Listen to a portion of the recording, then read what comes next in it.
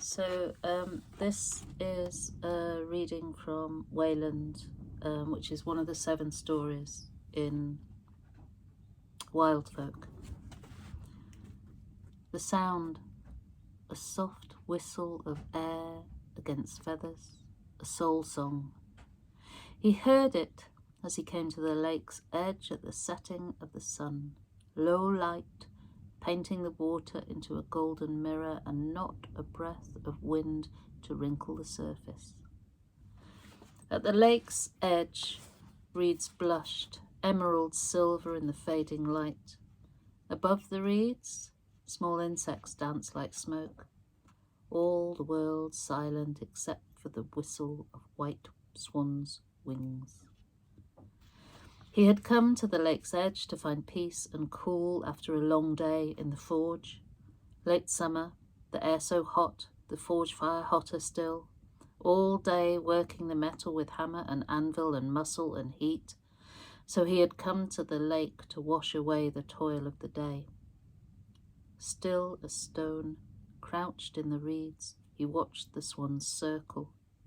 Curious to find swans here in summer. They were winter visitors.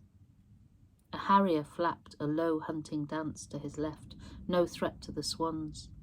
A bittern boomed. Small birds hopped through the reed stems, finding pathways in the ever-moving maze. Down flew the swans, almost touching the water, white bodies mirrored on the gold clear surface. Then, at a movement beside him, they lifted. His brothers had joined him, stealthy and silent, bows notched with short arrows. Silently they watched together.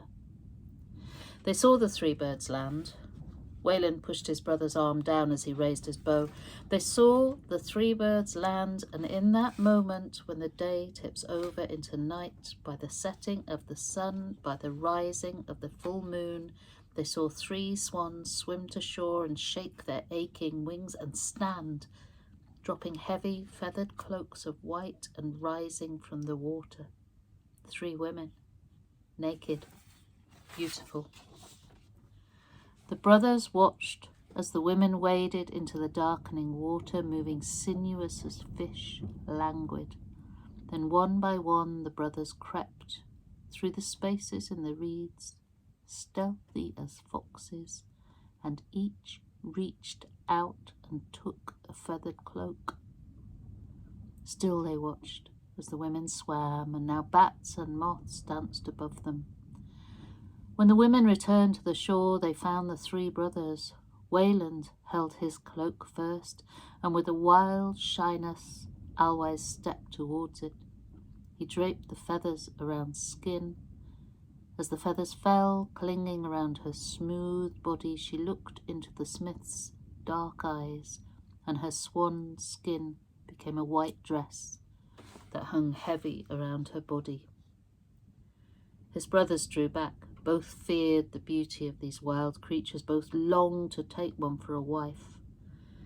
Both knew that if they offered the feather cloaks, the women might choose to flee to the skies. Neither wished to take that chance. So they folded and folded the feathered cloaks, and as they did so, the 2 women cried as if each fold caused them pain. Wayland turned away, and beside him walked his swan bride, her hand in his. Behind them, his brothers, struggling under the weight of their feathered bundles, and behind them, the swan sisters, for they could do nothing now but follow. The brothers hid the swan cloaks deep in the hollow bole of a wych elm in the heart of the dark forest, as far from any water as they could, and so the swan maidens were forced to stay with them. Alwise wore her cloak as a dress that glowed with a sheen of freshly preened feathers. Wayland loved her, and she loved him.